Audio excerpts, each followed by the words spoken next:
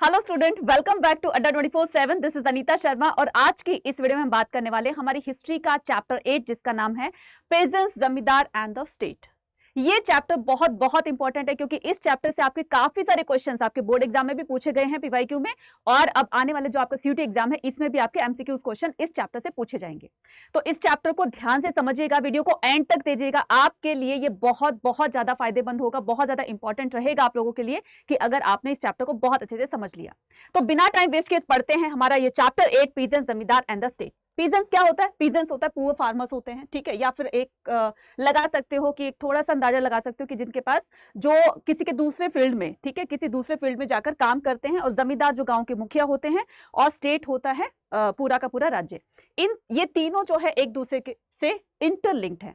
देखो, बिना पीजेंट्स के जमींदार कुछ नहीं है, मतलब जमींदार के पास, ठीक है, लैंड है तो लैंड पर काम करने के लिए पीजेंट्स चाहिएंगे, ठीक है, और इन दोनों से स्टेट की कहीं ना कहीं इनकम होगी, तो स्टेट की इनकम इन दोनों पर डिपेंड करती है। तो तीनों ही एक दूसरे से ये इंटरलिंक्ड है, राइट। तो अब हम बात करते हैं किसकी? बात करते हैं हम peasants and the agriculture production की, ठीक है। तो हमने देखा कि 16 और 17 सेंचुरी में, ठीक है, 16 और 17 सेंचुरी में क्या हो रहा था कि द बेसिक यूनिट, तो काफी सारे लोग यानी कि करीब करीब 85% जो लोग थे वो एग्रीकल्चर में एंगेज होते थे आउट ऑफ 100, ठीक है, 100% में से 85% लोग एग्रीकल्चर में बिजी होते थे, क्योंकि जो बेसिक यूनिट थी, गांव के ज्यादातर लोग अब किसी और ऑक्यूपेशन में तो नहीं होते थे इन्वॉल्व, ज्यादातर लोग 85% लोग जो थे वो एग्रीकल्चर में बिजी होते थे। इसी का ही एक तरह से सोर्स ऑफ इनकम लोगों का ही यही था कि जितनी अच्छी एग्रीकल्चर करेंगे, जितना अच्छा प्रोडक्शन देंगे, उनके पास उतनी ही इनकम आती रहेगी, ठीक है, और इसी से जमींदार का भी फायदा होता था, इसी से ही स्टेट को भी फायदा होता था। तो यहां पर देखो बताया गया है कि द बेसिक यूनिट, यहां से 1 मार्कर क्वेश्चन आता है कि the basic unit of the agriculture society was village. तो बेसिक यूनिट क्या हो गई? विलेज की। ज्यादातर गांव में लोग क्या करते हैं? खेती बाड़ी करते हैं, फार्मर्स होते हैं जो खेती बाड़ी में बिजी रहते हैं, ठीक है। तो विलेज इसकी क्या हो गई? एग्रीकल्चर की बेसिक यूनिट हो गई। शहरों में कम की जाती है एग्रीकल्चर, जबकि गांव में बहुत ज्यादा की जाती है। तो 85% गांव के लोग किस में बिजी थे? एग्रीकल्चर में। क्लियर है? Now by the peasant who perform the manifold the seasonal task, तो कि बहुत सारी एक्टिविटीज किया करते थे। किस तरह की एक्टिविटीज किया करते थे? ठीक है, tilling the soil, sowing the seeds and harvesting the crop and it was ripe, ठीक है। तो क्या क्या किया करते थे? पहले किसान क्या करते हैं? किसान पहले अपने खेतों में या किसी के खेतों में काम करने से पहले जमीन को टिल्ट किया जाएगा, जमीन को खोदा जाएगा, ठीक है, उसे प्लोइंग किया करेंगे, फिर उसके बाद सीड्स को सॉ किया जाएगा, मतलब सीड्स को स्प्रेड किया जाएगा, बीज बिखेरते हैं ना, फिर उसके बाद इरिगेशन करते हैं, उसके बाद फसल जो है धीरे धीरे ग्रो करने लगती है, और जब हार्वेस्ट करने का टाइम आता है, जब फसल पक जाती है, उसके बाद उसको हार्वेस्ट करते हैं। इस तरीके से जो एग्रीकल्चर की जो मेन एक्टिविटीज हैं वो यही है। तो 3 एक्टिविटी हमने जानी, कौन कौन सी? एक तो टिलिंग द सॉइल यानी कि जमीन की खुदाई करना है, नेक्स्ट होता है सोइंग द सीड्स, फिर सीड्स को स्प्रेड करना होता है, ठीक है, हार्वेस्टिंग, जब ये पक जाती है तो इसकी हार्वेस्टिंग यानी कि फसल की कटाई करनी होती है, ठीक है। तो ये क्या है? ये बेसिक यूनिट जो कि गांव में ज्यादातर लोग एग्रीकल्चर बिजी होते हैं, तो उनकी ये मेन एक्टिविटीज होती हैं, ठीक है। अब बात करते हैं peasant and the agriculture production की। तो production of the agro based good, तो किस तरह की प्रोडक्शन होती थी? तो सबसे पहले हम बात करते हैं किसकी, जैसे एग्जांपल लिया है शुगर, ठीक है, तो बाकी भी आप एग्जांपल ले सकते हो। तो हमने क्या देखा? Production of agro based good. Production of agro, agro का मतलब क्या होता है? अगेरियन, मतलब एग्रीकल्चर से रिलेटेड। तो इसमें एक आपने नाम सुना होगा अगेरियन सोसाइटी। अगेरियन सोसाइटी का मतलब होता है जो पीजेंट से रिलेटेड है, जो सोसाइटी पीजेंट से रिलेटेड है, फार्मर से रिलेटेड है, ठीक है। अब इसमें प्रोडक्शन ऑफ एग्रो, तो किस तरह की एग्रीकल्चर की जाती थी? फॉर एग्जांपल शुगर है, आप और भी कोई एग्जांपल ले सकते हो, शुगर है, ठीक है, या फिर दूसरी चीजें ले सकते हो जैसे ऑयल है, ईडेबल थिंग्स है, राइट। तो ऑयल की भी वो की जाती थी, जैसे आपने देखा यहाँ पर सोयाबीन होते हैं, ग्राउंडनट्स, मूंगफली वगैरह होती हैं, सरसों होती हैं। तो ये एग्रीकल्चर क्या है? ये प्रोडक्शन होती है, जो कि क्या होती है? काम आने वाली चीज होती है। नेक्स्ट हम बात करते हैं कि कितनी तरह की लैंड होती है जहां पर इस तरह की खेती की जाती है, क्योंकि लैंड भी अलग अलग टाइप की होती है ना। कहीं पर एरिड एरिया होता है, ठीक है, एरिड जोन होता है। एरिड जोन का मतलब जहां पर मॉइस्चर सॉइल में बहुत कम होता है, नमी बहुत कम पाई जाती है ना। और दूसरा होता है प्लेन एरिया होता है, ठीक है, वो बीच का होता है। एक होता है हिली एरियाज होता है, एक होता है फॉरेस्ट्री एरिया। तो सबसे पहले हम जानते हैं कि किसानों को एग्रीकल्चर करने के लिए, ठीक है, क्रॉपिंग करने के लिए, कल्टीवेशन करने के लिए, तो एक स्मूथ वो चाहिए होती है ना, लैंड चाहिए होती है, प्लेन एरिया चाहिए होता है, और सॉइल की फर्टिलिटी को देखते हुए एग्रीकल्चर जो है वहां पर प्रोडक्ट किया जाता है, उसको प्रोड्यूस की जाती है। तो एग्रीकल्चर का जो सबसे मेन पार्ट है वो है सॉइल की फर्टिलिटी। सॉइल जितनी ज्यादा फर्टाइल होगी, एग्रीकल्चर प्रोडक्शन उतना ही ज्यादा अच्छा होगा। अब जहां जिस एरिया में जिस तरह की लैंड होती है, अब वो लैंड कितनी तरह की होती है, जहां जहां से एग्रीकल्चर प्रोडक्शन कम या ज्यादा होता है। For example large tracts of the dry land, तो ड्राई लैंड यानी कि जो शुष्क एरिया होते हैं, मतलब जहां पर बारिश बहुत कम होती है, मॉइस्चर उसमें मिट्टी में बहुत कम पाया जाता है, तो वहां पर एक अलग तरीके की खेती बाड़ी होती है, ठीक है ना। दूसरा होता है कि हिली रीजन, तो आपने देखा होगा पहाड़ों में लोग कैसे एग्रीकल्चर करते हैं, ऐसा नहीं कि प्लेन एरिया की तरह वहां पर एग्रीकल्चर किया करते हैं। तो उसमें भी कुछ डिफिकल्टीज देखिएगा, क्योंकि कंकड़ पत्थर की जमीन होती है, तो उसमें बहुत ज्यादा प्रोडक्शन नहीं अच्छी निकलती है, राइट। और तीसरा जहां से बहुत अच्छी प्रोडक्शन निकलती है, तो वो कौन सा होता है, वो होता है प्लेन एरिया। वो कौन सा होता है, प्लेन एरिया। और खास करके वो एरिया जो रिवर के आसपास में है, ठीक है, उसमें मिट्टी में मॉइस्चर ज्यादा होता है, नमी ज्यादा होती है, जो कि एग्रीकल्चर को बहुत बहुत ज्यादा प्रोड्यूस करने में इंपॉर्टेंट अपना रोल प्ले करती है, ठीक है। नेक्स्ट आता है हमारा फॉरेस्ट्री एरिया।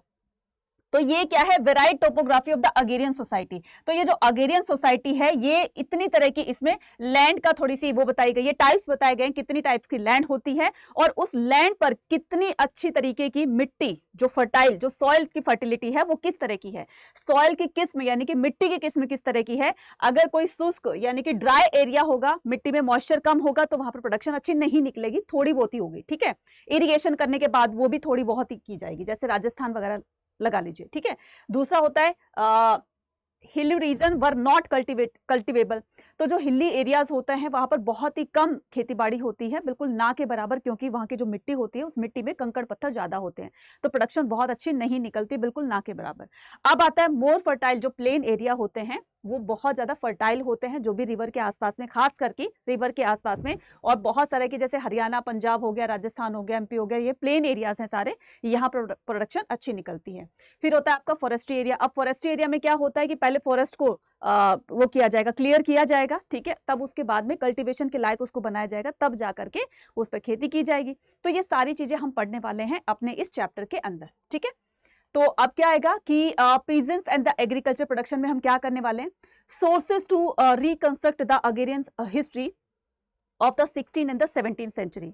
अब ये जो 16 और 17 सेंचुरी में जो एग्रीकल्चर लोग कैसे किया करते थे, फार्मर एग्रीकल्चर कैसे करते थे, इसका प्रमाण, इसके साक्ष्य या इसका एविडेंसेस, इसके एविडेंसेस कहां से मिले, कहां से पता चला हमारे हिस्टोरियन को कि उस टाइम में ऐसी खेतीबाड़ी होती थी, उस टाइम में लोग ऐसे खेती किया करते थे, ऐसे फार्मिंग किया करते थे, कल्टीवेशन किया करते थे, कौन कौन सी क्रॉप ग्रो की जाती थी, है ना। तो ये सारी इंफॉर्मेशन हमें कहां से पता चलती है, सोर्सेज से पता चलती है। अब ये सोर्सेज कौन से होते हैं, कहीं ना कहीं पर तो वो चीज मेंशन की गई होगी ना। अब जैसे आज के टाइम में है, ठीक है, बहुत सालों बाद जब हमारे जनरेशन टू जनरेशन आगे बढ़ती चली जाएगी, तो जो बहुत बात की, मान लो अगर आज हम यहाँ पर हैं, तो 2-3 जनरेशन जब आएंगी, तो जो 3rd 4th वाली जनरेशन होगी, वो आज के टाइम में जो भी हमारे रिकॉर्ड्स होंगे उनको मिलेंगे, तब वो आज के बारे में पता चलेगा ना उनको।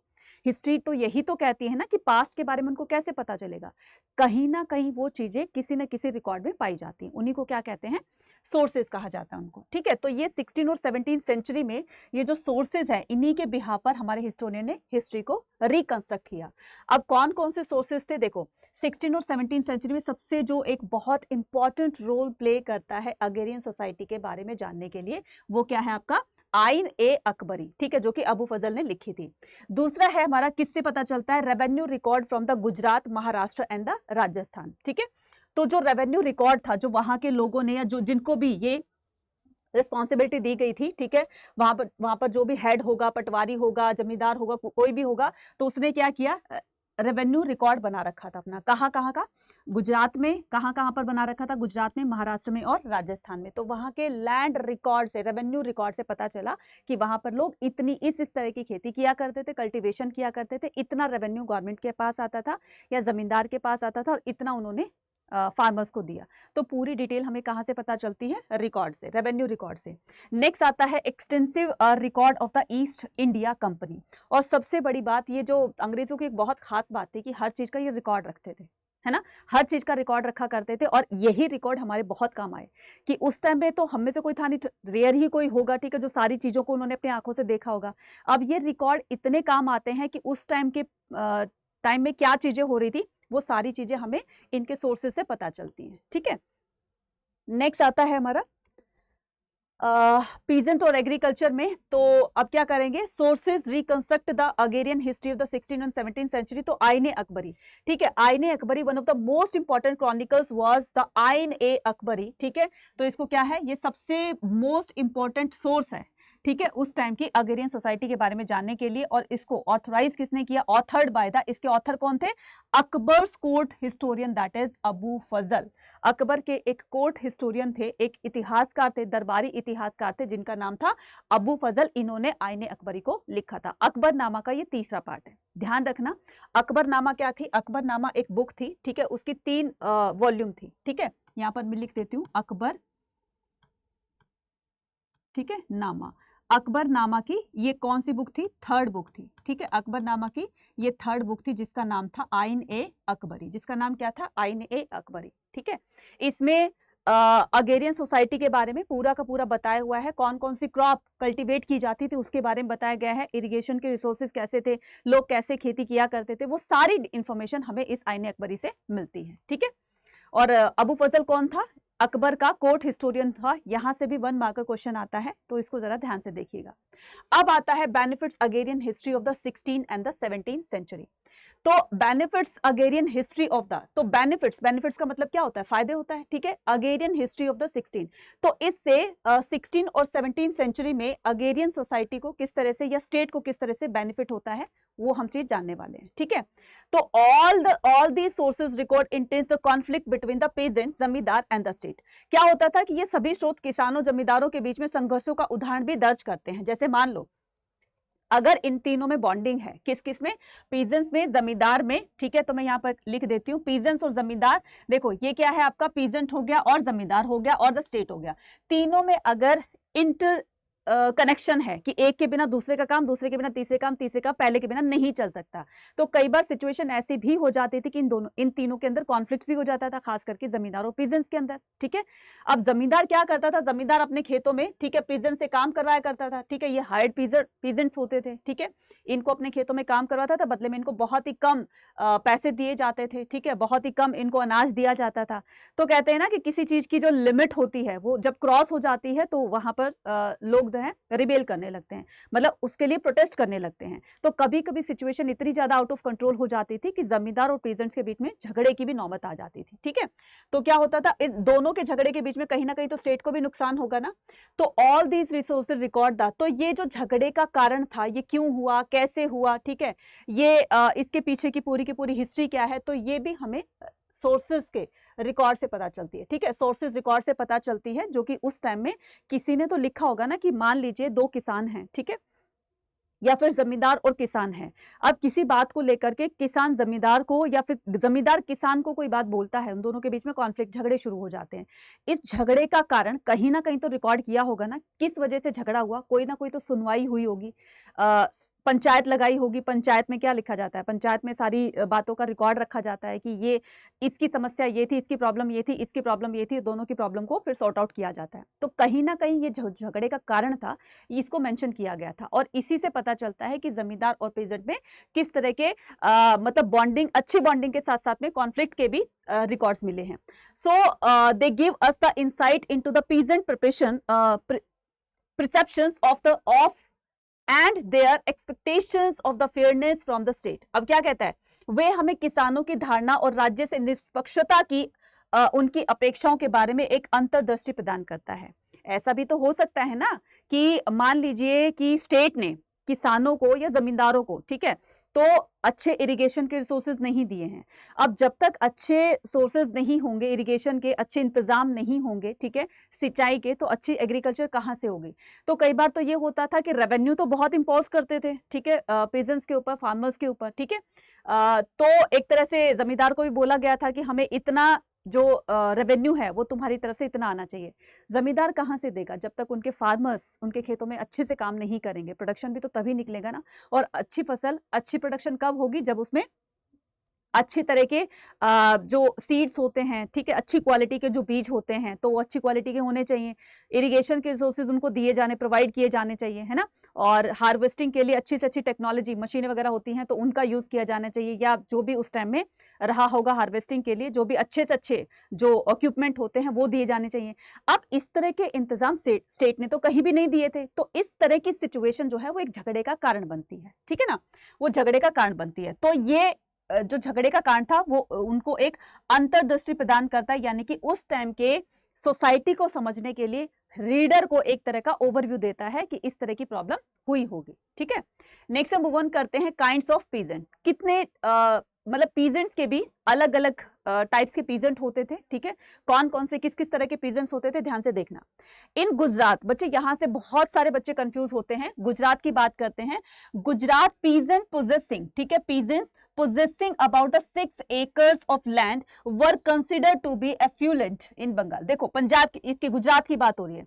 गुजरात में जिसके पास 6 एकड़ लैंड है, ठीक है, they were considered to be affluent, तो उनको बहुत ही रिच समझा जाता है। गुजरात में जिसके पास भी 6 एकड़ या उससे ज्यादा जमीन है तो उनको एक अच्छा, एक अमीर किसान माना जाता है, ठीक है। तो ये किसकी बात हो रही है, गुजरात की।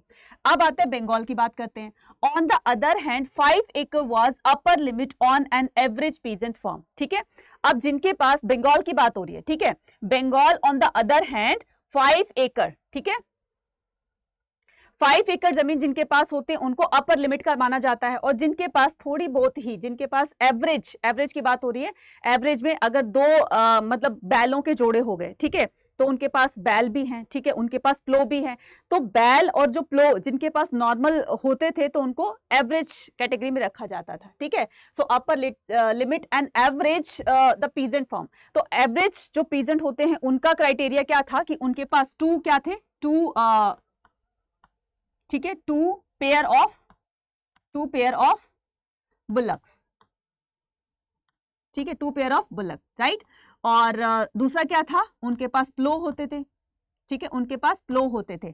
तो जिनके पास 2 जोड़ी बैल और प्लो यानी कि हल वगैरह होते थे खेतों की जुताई करने के लिए, उनको एवरेज पीजेंट में काउंट किया जाता था।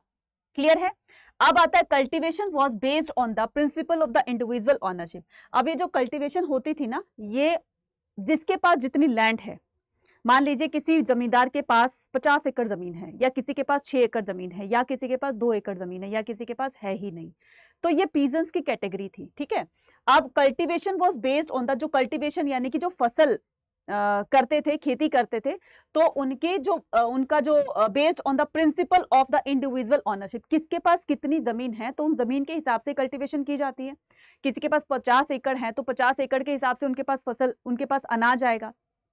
किसी के पास 6 एकड़ है तो उनके पास अनाज कम आएगा। किसी के पास 2 एकड़ है तो उस हिसाब से उसकी 2 एकड़ जमीन के हिसाब से उसके पास अनाज प्रोडक्शन आएगा, राइट। तो इस तरीके से जो इंडिविजुअल ओनरशिप थी उसके हिसाब से कल्टीवेशन की जाती थी। नेक्स्ट आता है the peasants bought and sold their land like the other properties owner, ठीक है। अब जो पीजेंट होते थे जिनके पास लैंड होती थी तो वो अदर पीजेंट्स की तरह, जो रिच पीजेंट्स होते थे, अपनी लैंड को सेल परचेज कर सकते थे। जैसे देखो, किसी के पास मान लीजिए 2 एकड़ जमीन है, ठीक है, किसी के पास 2 एकड़ जमीन है, ठीक है। अब ये 2 एकड़ जमीन को चाहे तो वो अपनी जमीन को किसी XYZ, उसके पास उसके ऊपर कोई प्रॉब्लम आ गई है तो वो अपनी जमीन को सेल भी कर सकता था, बदले में पैसे ले सकता था। या फिर ऐसा भी हो सकता था कि इस जमीन को क्या करता था, वो जमीन को किसी अदर काम में इन्वेस्ट कर देता था, ठीक है। जमीन है उसके पास में तो वो कुछ ऐसा किया करता था जिससे उसकी प्रोडक्शन जो है वो डबल ट्रिपल आ जाए, ठीक है। और कभी कभी तो ऐसा कि दूसरी जमीन भी खरीद लिया करता था कि मैं तुम्हें 1 एकड़ जमीन दे रहा हूं, बदले में ये जो तुम्हारा एरिया है ये पूरा का पूरा मेरा हो जाएगा। तो इस तरीके से बड़े बड़े जमींदारों की तरह वो अपनी लैंड को सेल परचेज करने का उसके पास राइट था। So the abundance of the land. अब 2 एकड़ जमीन से उसके पास जितना प्रोडक्शन आया, जब उसको सेल करेगा तो पैसे आएंगे, उन पैसों से ये दूसरे की जमीन भी तो खरीद सकता है ना। प्रॉपर्टी तो इसकी खुद की अपनी हो गई ना। तो क्या होता है कि peasants bought and sold their land like the other property owner, ठीक है। तो अदर प्रॉपर्टी ऑनर होते हैं, उनकी तरह से अपनी लैंड को सेल परचेज ये कर सकता है। Abundance of the land available, the labor and the mobility peasant were 3 factors of the accounted for the consonant expansion of the agriculture। क्या कह रहा है कि available labour and the mobility. अब जिनके पास लेबर की अवेलेबिलिटी होगी तो वो तो अपने खेतों में अच्छे से कल्टीवेशन करवा लेगा, लेकिन अगर इसके लिए पीजेंट्स भी तो होने चाहिए ना। पीजेंट्स ने अगर मना कर दिया तो वो ऐसा तो नहीं कि वो, मान लीजिए अब ये जो है जमींदार है, वो जमींदार के पास इतनी सारी जमीन होती है, इतनी लैंड होती है कि वो खुद तो काम नहीं कर सकता है, या पूरी उसकी फैमिली भी आ जाएगी तभी भी 50 एकड़ में खुद तो फार्मिंग नहीं कर सकता ना। तो इसके लिए उनको फार्मर्स की, पीजेंट्स की जरूरत पड़ेगी जो कि हायर किए होंगे, ठीक है, जो कि उनके पैसे में खरीदे होंगे या फिर उनको किराए पर लाया होगा, ठीक है। सो available labour and the mobility of the peasant were 3 factors that accounted for the consonant expansion of the agriculture. तो अब इतने सारे 50 एकड़ में बहुत सारे मजदूर, बहुत सारे लेबर्स, बहुत सारे पेजेंट्स लगते हैं, तो उस हिसाब से उनका प्रोडक्शन भी होता है और इसी से ही किसानों को भी रेशो दिया जाता है अनाज के रूप में या फिर पैसों के रूप में। उनको भी उनका जो भी उन्होंने एफर्ट किया है तो उसके हिसाब से उनको भी पैसा दिया जाता है और जमींदार के पास में प्रोडक्शन होता है। अब जमींदार को जितना स्टेट ने बोला है कि इतना रेवेन्यू उनके पास से आना चाहिए, फिर वो स्टेट को देता है। तो इस तरीके से तीनों क्या है, एक दूसरे से इंटरलिंक्ड है, ठीक है। तो ये क्या थे, पीजेंट्स के टाइप्स थे। तो टाइप्स ऑफ द एग्रीकल्चर, अब कितनी टाइप्स की एग्रीकल्चर होती थी, ठीक है। अब हमने लैंड के बारे में पढ़ लिया, जमींदार के बारे में थोड़ा सा ओवरव्यू ले लिया, और किस तरह के पीजेंट्स होते थे। बिना पीजेंट्स के खेतों में कल्टीवेशन कराना जमींदार के लिए बहुत मुश्किल था, ठीक है। इसी तरीके से जब वो पीजेंट्स को हायर करता था तो एक तरह से डील होती थी इन दोनों के बीच में, इतना रेशो उनका होता था, इतना। जैसे आपने सुना होगा ना कहीं अपने आसपास में, या आपके भी खुद के भी फील्ड्स होंगे, लैंड होगी जहां पर मजदूर काम किया करते हैं, खेती बाड़ी किया करते हैं, लीज वगैरह का नाम सुना होगा, है ना, कि हमारी जमीन है, ठीक है, मैंने आपको लीज पर दिया, किसी फार्मर को मैंने लीज पर दिया कि जमीन मेरी होगी, खेती बाड़ी तुम करो, जितना प्रोडक्शन आएगा 50-50 कर लेंगे। इस तरह का भी प्रचलन था, ठीक है। तो अब क्या करते हैं, टाइप्स ऑफ एग्रीकल्चर। कितने टाइप्स की एग्रीकल्चर होती थी, एक होती थी आपकी सब्सिस्टेंस, ठीक है, सब्सिस्टेंस एग्रीकल्चर होती थी।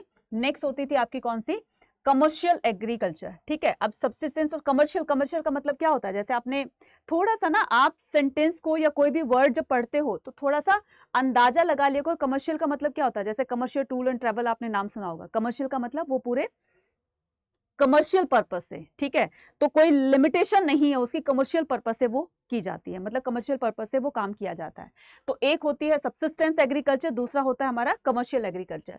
तो अब हम किसके टाइप पढ़ते हैं, अब हम टाइप पढ़ते हैं किसके, सब्सिस्टेंस एग्रीकल्चर के। तो इसमें 2 टाइप होती है, ठीक है, कौन कौन सी, एक तो प्रिमिटिव होगी, एक आपकी हो गई इंटेंसिव सब्सिस्टेंस।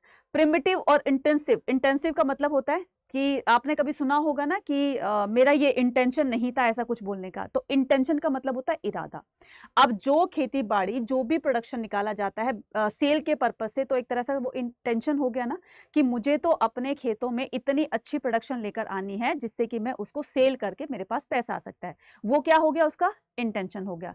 एक होता है कि मतलब थोड़ी सी जमीन है किसी फार्मर के पास में, ठीक है, थोड़ी सी जमीन है और उसके पास इतनी ज्यादा नहीं है कि बाहर से लेबर को हायर करके और उनको अपने खेतों में काम करवाए, ठीक है, 1 या 2 एकड़ है, तो उसमें फार्मर की फैमिली ही जो है वो काम करती है, तो वो सिर्फ अपने इंडिविजुअल पर्पस से ही करते हैं।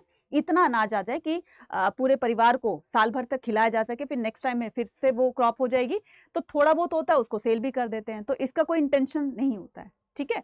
अब नेक्स्ट करते हैं इंटेंसिव की ही सब्सिस्टेंस। इंटेंसिव सब्सिस्टेंस के भी 2 टाइप होते हैं, एक होता है डोमिनेटेड पैडी कल्टीवेशन, दूसरा होता है dominated other than paddy cultivation, ठीक है। देखो फिर से सुनो, कितने तरह के एग्रीकल्चर टाइप्स होते हैं, ठीक है। टाइप्स ऑफ एग्रीकल्चर में 2 तरह की होती है, तो एक हो गया आपका सब्सिस्टेंस एग्रीकल्चर, दूसरा हो गया आपका कमर्शियल एग्रीकल्चर, ठीक है। तो अब क्या करते हैं, सब्सिस्टेंस एग्रीकल्चर में भी 2 टाइप हमने पढ़े, एक प्रिमिटिव होता है, एक होता है आपका इंटेंसिव। ये आपने ज्योग्राफी में भी पढ़ रखा होगा, नहीं पढ़ा है तो ये आपके बहुत काम आने वाला है, ठीक है। नेक्स्ट आता है आपका कि डोमिनेटेड पैडी कल्टीवेशन, ठीक है। तो हमने इंटेंसिव के भी 2 टाइप पढ़े, कौन कौन से, एक तो होता है पैडी कल्टीवेशन, ठीक है, दूसरा होता है विदाउट पैडी कल्टीवेशन, ठीक है, अदर देन पैडी। तो अब क्या करते हैं, 1 बाय 1 सबको समझते हैं, ठीक है। तो सबसे पहले आता है हमारा इंटेंसिव सब्सिस्टेंस, ठीक है। तो ये क्या हो गया आपका intensive, it is largely found in the densely population region of the monsoon Asia, ठीक है। अब देखो ये क्या कह रहा है, largely found in the densely population का मतलब क्या होता है, densely population का मतलब होता है जहां पर पॉपुलेशन बहुत बहुत ज्यादा रहती है ना, मतलब कि रिसोर्सेज तो कम है लेकिन पॉपुलेशन उसकी बहुत बहुत ज्यादा है, ठीक है। तो इसमें क्या है कि हमने देखा इसमें कि लार्जली पॉपुलेशन में जहां पर कल्टीवेशन करने के लिए जमीन तो थोड़ी है लेकिन पॉपुलेशन ज्यादा है, जिसकी वजह से किसानों को थोड़ी थोड़ी जमीन के टुकड़े मिले। ठीक है, किसानों को जमीन थोड़ी कम मिली। अब पहले क्या होता था कि जमीन ज्यादा होती थी, पॉपुलेशन कम थी, तो उसके हिसाब से लोगों के पास में जमीन ज्यादा थी, जिनके पास ज्यादा थी वो जमींदार बन बैठे। अब धीरे धीरे पॉपुलेशन इंक्रीज होगी तो सोर्सेज भी तो कम पड़ेंगे ना, जमीन भी। तो अब ये लगा लीजिए कि मान लो एक फादर है, ठीक है, फादर के 4 बेटे हैं, ठीक है, 4 बेटे हैं। अब उन चार बेटों के, ठीक है, उन 4 बेटों का भी तो 2-2 बच्चे होंगे ना, तो कितने हो गए? 8 हो गए। अब जो घर इसका था अकेले का वो 4 में बट गया। अब चारों को भी 2-2 में किया, ठीक है, वो लैंड 2-2 में भी अगर बांटी तो वो क्या हो गई? लैंड तो घर तो उतना की उतना है, उसकी प्रॉपर्टी उतनी की उतनी है, लेकिन धीरे धीरे पॉपुलेशन इंक्रीज होने की वजह से या फैमिली मेंबर बढ़ने की वजह से अब वो चीज जो है वो थोड़ी थोड़ी टुकड़ों में बट गई है। तो अब हम क्या करते हैं, it is largely found in the densely population. ये जो इंटेंसिव सब्सिस्टेंस है, ठीक है, इंटेंसिव सब्सिस्टेंस है, ये वहां पर की जाती है जहां पर पॉपुलेशन बहुत ज्यादा होती है of the monsoon Asia. India का क्लाइमेट कैसा है? इंडिया का क्लाइमेट मॉनसून क्लाइमेट है ना, ये तो आपको पता ही होगा। तो land holding are very small due to the high intensity, ठीक है। तो आपको क्या बताना है? होल्डिंग 2 बार है, ठीक है। तो land holdings are very small due to the high intensity of the. तो मैंने क्या कहा, अभी आपको यही एग्जांपल दिया ना कि अगर मतलब रिसोर्स पॉपुलेशन बढ़ती है तो लोगों के पास वो चीजें कम मात्रा में उनको मिलती है। तो family members are the farmers use the machine is limited. तो अगर मान लो किसी किसान के पास 1 या 2 एकड़ जमीन है तो उसमें पीजन्स को हायर करके उनसे काम करवाने की तो कोई जरूरत ही नहीं है भाई, अपने आप खुद ही हम काम कर लेंगे, इससे पैसे भी बचेंगे और जो प्रोडक्शन आएगा वो खुद का हमारा होगा, तो वो किसी में बटेगा नहीं। तो जिनके पास थोड़ी जमीन है तो वो उनके फैमिली मेंबर्स खुद ही उसमें काम किया करते थे। तो ये हमने क्या किया, ये हमने किया डोमिनेटेड पैडी कल्टीवेशन में, ठीक है। अब उसके बाद क्या करेंगे, इंटेंसिव सब्सिस्टेंस में हमने एक ही पार्ट पढ़ा अभी जिसका नाम है डोमिनेटेड पैडी कल्टीवेशन। अब होता है डोमिनेटेड अदर देन पैडी, मतलब कि उनके जो फार्मर्स की फैमिली है वो पूरी की पूरी उसमें लग गई है, बहुत ज्यादा जमीन तो नहीं है कि ठीक है थोड़ी सी जमीन है, इस पर हम खुद ही काम कर लेंगे, दूसरे पीजन्स को हायर नहीं करेंगे। जहां पर 50 एकड़ जमीन में अगर मान लो 10 मशीन्स लगी हैं, अब वो थोड़ी सी जमीन में मशीन क्या 1 या 2 लगी होंगी। तो कहने का मतलब ये कि लोगों ने थोड़ी जमीन पर क्या किया, खुद से कल्टीवेशन की, पैसा भी बचाया और प्रोडक्शन भी उनका अपना खुद का होता था। सो इट इज नॉट, ये क्या कर रहे हैं हम, डोमिनेटेड अदर देन पैडी, ठीक है। तो पैडी कल्टीवेशन क्या होता है, जैसे धान का पौधा होता है ना, प्लांट होता है, किसका, राइस का प्लांट होता है, वो जहां पर खेती की जाती है, जहां पर उसको बोया जाता है, तो जब वो थोड़ा सा ग्रो करने लगता है तो उसके प्लांट को उखाड़ करके दूसरी जगह पर उसको रख दिया जाता है, मतलब दूसरी जगह पर उसको ग्रो कर दिया जाता है, ये पैडी कल्टीवेशन होता है, ठीक है। So it is not particularly to go the paddy in many parts of the. तो ऐसा नहीं है कि हमेशा हर जगह पर, इंडिया के हर स्टेट में, हर एरिया में पैडी कल्टीवेशन ही होती है, ऐसा नहीं है ना। कुछ एरिया होते हैं जहां पर पैडी कल्टीवेशन होती है, जैसे अगर मान लो कि ज्यादातर सबसे ज्यादा चावल कहां पर होता है, कमेंट सेक्शन में लिखकर बताइएगा, ठीक है। अब ऐसा तो नहीं कि जहां पर एक जगह चावल बहुत हो रहा है, ठीक है, दूसरी जगह भी बहुत होगा, कहीं पर गेहूं बहुत ज्यादा होता है, कहीं पर बाजरा बहुत ज्यादा होता है, कहीं पर चावल बहुत ज्यादा होते हैं। तो अलग अलग रीजन में अलग अलग मिट्टी के ऊपर डिपेंड करता है ना कि कौन सी मिट्टी के लिए कौन सी फसल बहुत ज्यादा वो होती है, अच्छी होती है, ठीक है। तो it is not particularly to grow the paddy in the many parts of the monsoon Asia wheat soybean. तो इसके अलावा, जैसे कि पैडी कल्टीवेशन के अलावा भी बहुत सारी फसलें ऐसी होती है जो फार्मर्स ग्रो करते हैं। For example wheat, soybean, barley and sorghum are grown.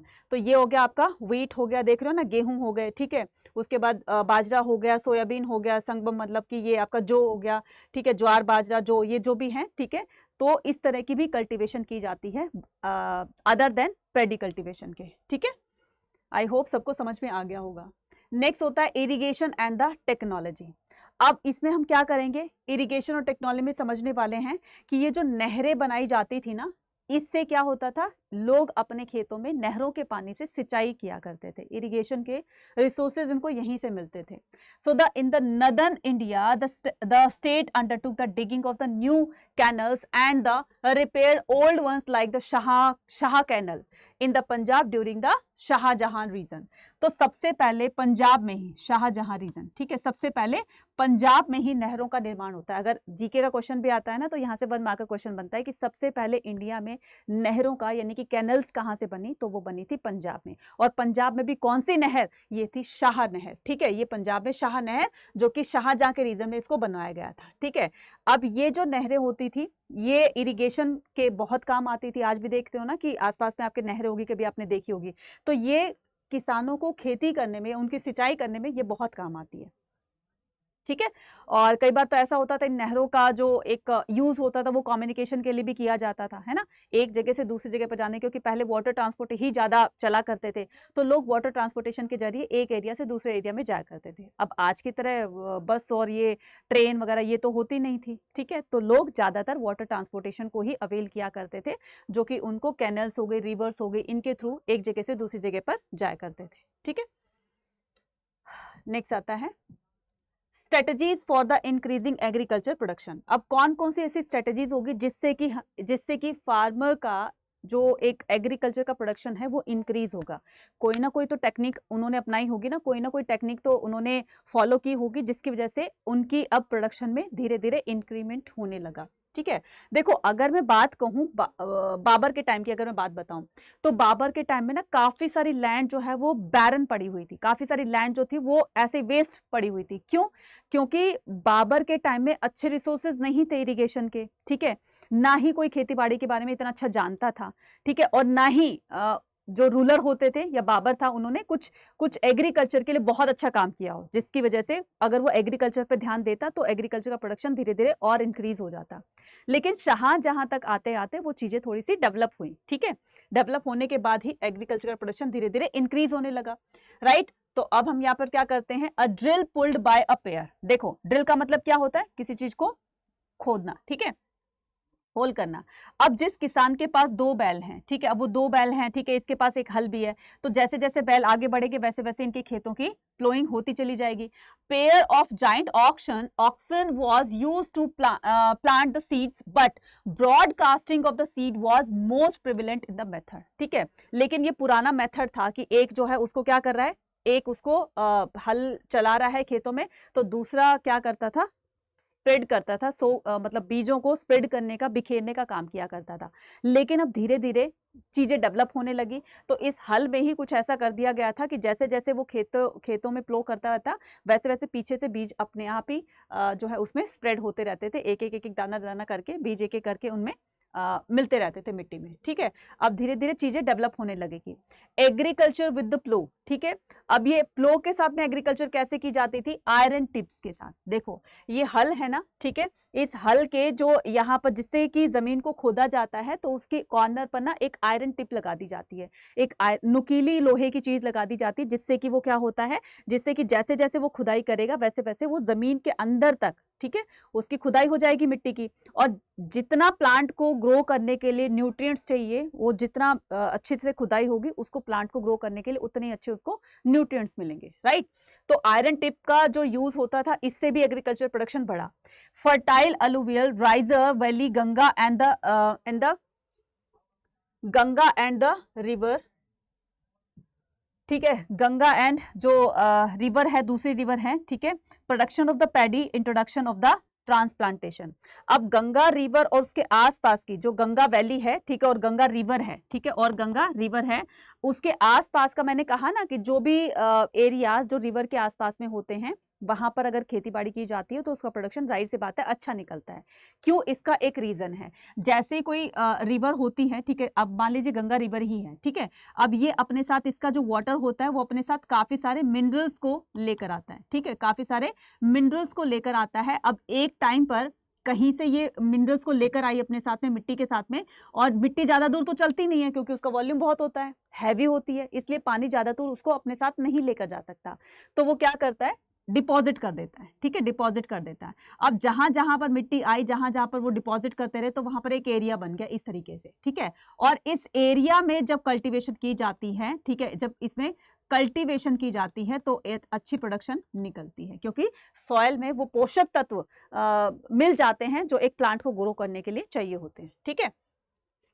Next होता है हमारा हो एग्रीकल्चर। हो एग्रीकल्चर का मतलब क्या होता है, जो कस्सी फावड़े से पहले वो लोग किया करते थे, हल तो बहुत बाद में। एक तो होता है कि हल चला करके खेती की जाती है, तो उससे क्या होता है, आयरन टिप की वजह से वो जमीन नीचे तक खुद जाती है।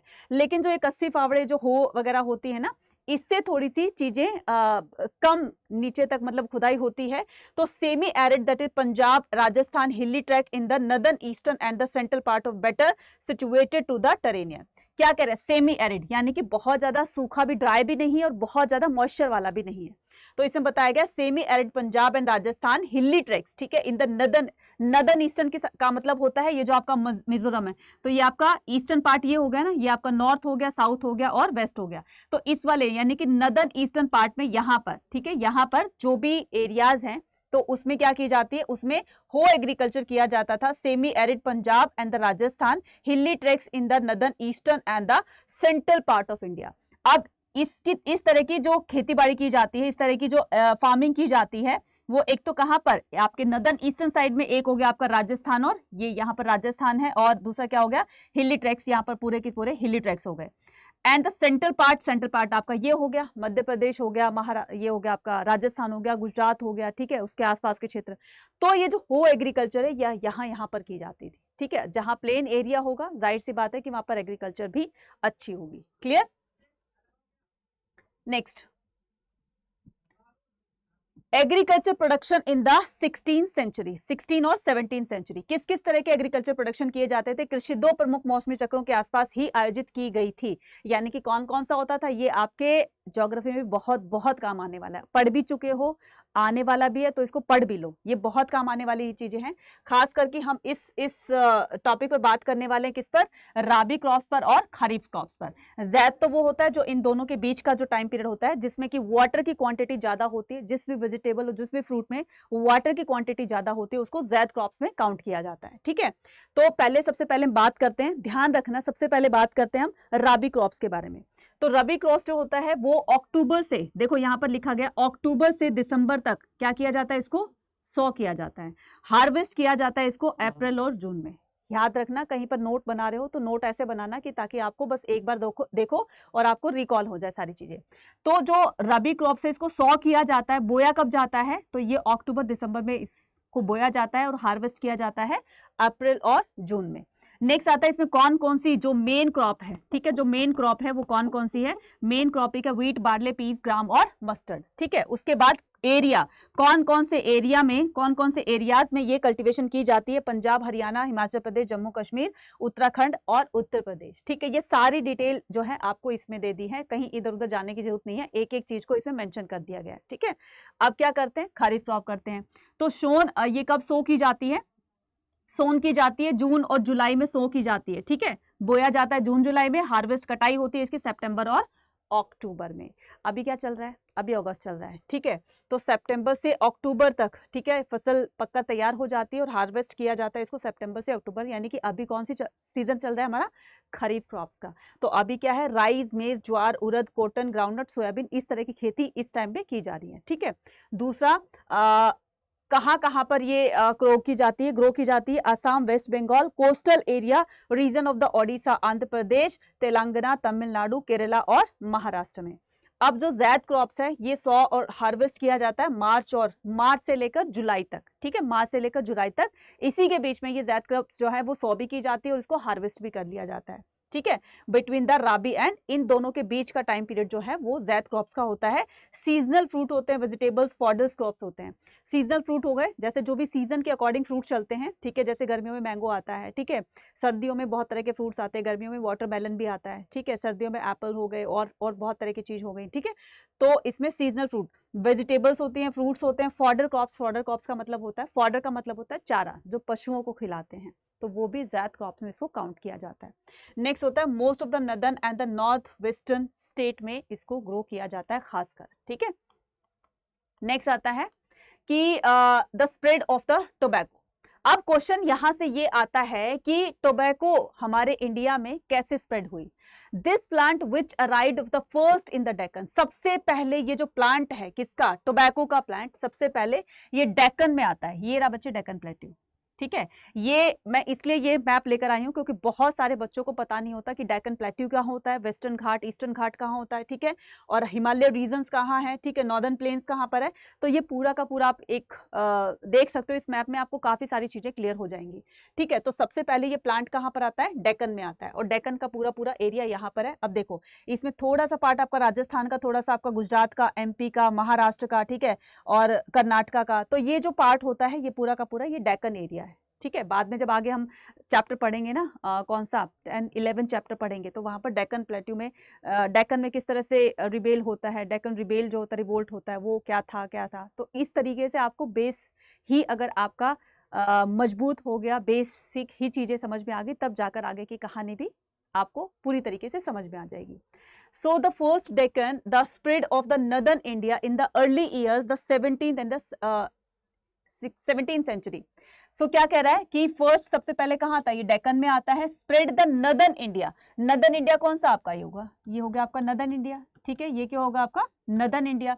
द आइन डज नॉट मेंशन, आईने अकबरी में इस तरह के प्लांट को कहीं मेंशन नहीं किया गया। क्यों, क्या रीजन था इसका, टोबैको का, टोबैको के प्लांट का कहीं भी जिक्र आईने अकबरी में नहीं किया गया, क्योंकि ये एक बुरी चीज थी। टोबैको ऐसा था ना कि वो इसमें जहांगीर ने आकर तो इस पे बैन लगा दिया था कि जो इसके एडिक्ट हो जाते हैं ना तो उनको काफी नुकसान होता है। तो जो नेगेटिव चीजें हैं वो आईने अकबरी में मेंशन नहीं की गई हैं, ठीक है। सो आइन does not mention the tobacco in the list of the crops. तो आईने अकबरी में जो क्रॉप की लिस्ट बताई गई है उसमें इस क्रॉप को नहीं शामिल किया गया in the northern India. Akbar and his noble came across the tobacco for the first time. तो सबसे पहले अकबर के रीजन में 1604 में सबसे पहले ये अकबर के रीजन में टोबैको प्लांट आता है, कहां पर, डेक्कन में। At this time the smoking tobacco, इस टाइम में क्या हो रहा था कि टोबैको को जो स्मोक करते हैं, ठीक है, इन हुक्कास, कहां पर इसको स्मोक करते हैं, कैसे स्मोक करते हैं, हुक्कों में इसको यूज किया करते हैं, और चिलम में, ठीक है, हुक्के हो गए, चिलम हो गए, ठीक है, जो भी होते हैं इनको उसमें यूज किया करते हैं। हुक्का तो मैंने देखा, चिलम नहीं पता। Seems to have caught in the, खास करके ये ज्यादातर ना गाँव की साइड में ज्यादा पाई जाती है, विलेज एरिया में। seems to have caught in on a big way, ठीक है, तो एक बहुत बड़े लेवल पर इसका यूज करते हुए देखा गया, ठीक है। जहांगीर एक ऐसे रूलर थे जिससे सबसे पहले इस टोबैको के प्लांट को या टोबैको को यूज करने पर बैन लगाया।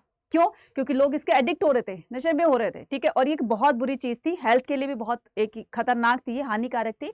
इसलिए उन्हें सोचा कि देयर वाज कि Jahangir was so concern about this the addiction that he band it, right. तो यहां से 1 मार्क का क्वेश्चन आता है कि किसने बैन किया, जहांगीर ने।